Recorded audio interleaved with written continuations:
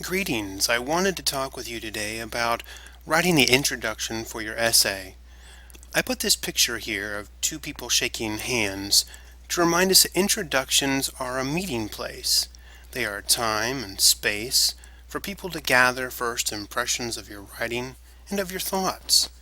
We know, for instance, that employers will only look at a resume for about 6 seconds before deciding to keep it or put it in the discard pile.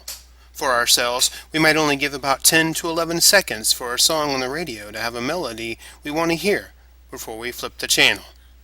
Well, we'd like to think of some strategic ways so that readers don't tune you out, so to speak, when you write your essay.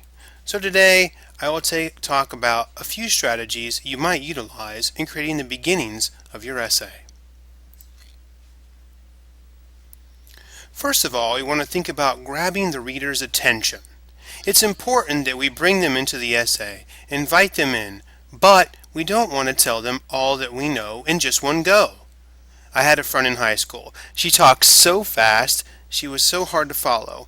I don't know what verbal race she was in, but she was definitely winning. We used to say, "Take a breath, Beth." Well, the same idea applies to your writing. Take time to tell the story, breathe a little, and save the best for last. The second strategy to consider for writing the introduction is to invite the reader into the essay by performing an historical review. That means setting up a time, place, or even community.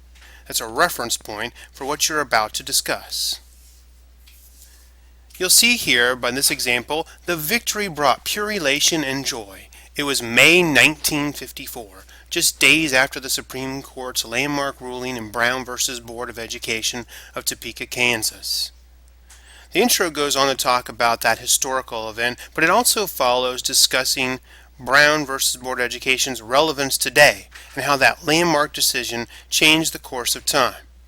Now I have to make a caveat here and say that we do not want to have dawn of time intros, that is those intros that start out with "since time immemorial," or as our example points here, "since the beginning of history, poverty and inequality have been a problem for mankind." Instead, writers want to be sure to give a specific year, decade, some sort of time frame around the topic.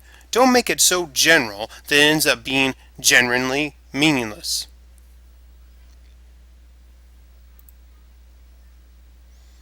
The third strategy for an introduction is to tell an anecdote, which is just a 50-cent word for story. Everyone likes a good story, and what is it about some stories that make them so interesting? It's that you can sort of step into it, taste, feel, and smell what the storyteller is saying. And looking at this paragraph here, you can see what I mean by a good anecdotal introduction. Mike Cantlin remembers coming across his first auction 10 years ago while cruising the back roads of Wisconsin. He parked his car and wandered into the crowd toward the auctioneer's sing-song chants and wafting smell of barbecued sandwiches. Hours later, Cantlin emerged lugging a $22 beam drill for constructing post and beam barns, and a passion for auctions. You can see this is like a movie trailer. It's like Don LaFontaine speaking into the mic, making you want to know more about the world to come. It gives your senses an invigoration. You can imagine riding down quiet roads, smelling the barbecue, and all of this is affected by using action verbs and verbals. Cruise, wander, waft, and emerge.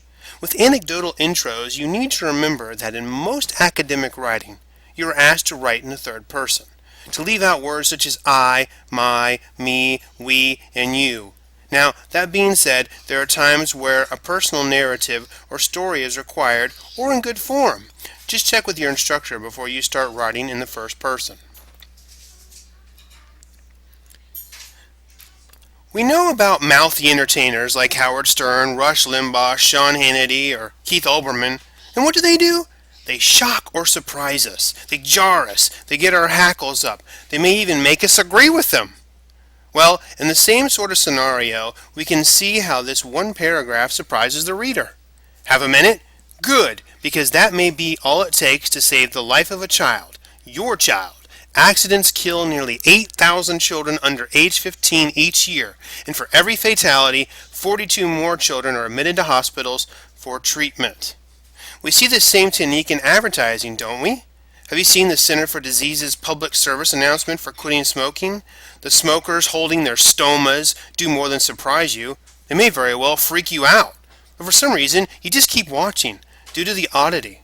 Well, that's sort of how the surprising statement works.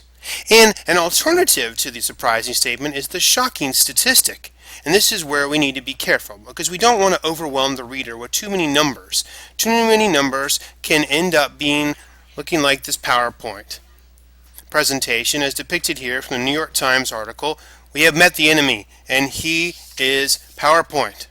Good presenters don't overdo it on charts and graphs and create those death by PowerPoint moments. In the same way, you want to use numbers moderately, as this paragraph does, with only 3 references to numbers. Another introductory strategy is to drop a few names in your intro. Humorist Will Manley effectively does this here by mentioning a few famous authors. He writes, "The most widely read writer in America today is not Stephen King, Michael Crichton, or John Grisham. It's Margaret Milner Richardson, the Commissioner of the Internal Revenue Service." Of course, readers are interested in celebrities. After all, how many magazines are dedicated to how the other half live? But that being said, you have to be careful that you don't step into a logical fallacy. That is, using improper or untrue argumentation by using a celebrity's name. For instance, there's a website called Kill Your Television, and it has a quote from President George Bush that says, "They put an off button on the TV for a reason. Turn it off." Now, how did George Bush become an expert on TV watching? The truth is, he didn't. The writer uses his name because of Bush's popularity or political sway.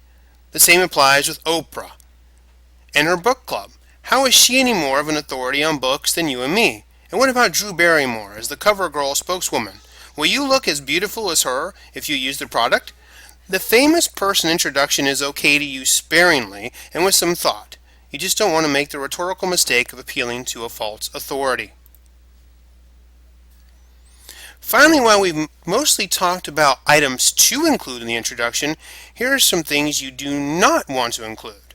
Don't start off your paper with, "Webster's Dictionary states the definition of prolix is boring," or else your intro will end up being just that. Use definitions later in the essay. Don't use stage cues. Stage cues in a play are exit here, enter there, you do this, I do that. Cues happen off the main stage or are written in parenthesis in the script. They are implied, not overt. In the same way, you don't want to burst on the scene saying, "I will write about this topic." Or if you are asked to write in a particular rhetorical mode, such as compare and contrast, cause and effect, or say persuasion, you don't need to tell the reader, "By comparing and contrasting each creature, we will see there are some differences and some similarities between the tortoise and the hare." Or, "Now I am going to persuade you to love Brussels sprouts." Also, exclude apologies. In my humble opinion, works fine for texting, Facebook, and Twitter, but with writing, you want to show an air of confidence, not tell readers that you are unsure. I'll never forget reading a young colleague's cover letter for a job many years ago.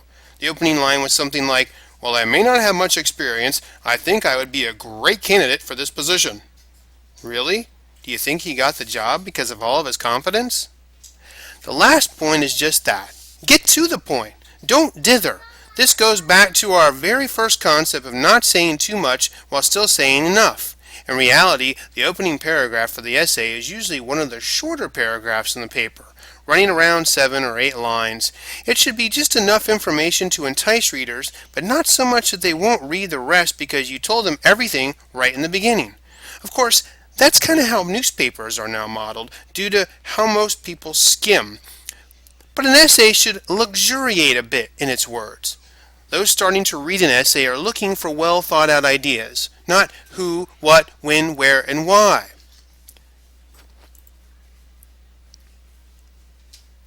Before I close, I wanted to share a few links with you. The first one here is the one I used for most of this presentation. It comes from the Guide to Grammar and Writing, and if you Google that, you'll find this wonderful source for all kinds of rules and tips for writing. Well, I hope you picked up some ideas about starting your essay. The intro is probably the most important part of the paper because it sets the tone for what the reader can expect. A good intro takes some of the weight off other paragraphs. With that in mind, remember, you don't have to write your intro first. you may decide to bang out a few paragraphs or even the whole paper before you write the intro. Now, happy writing!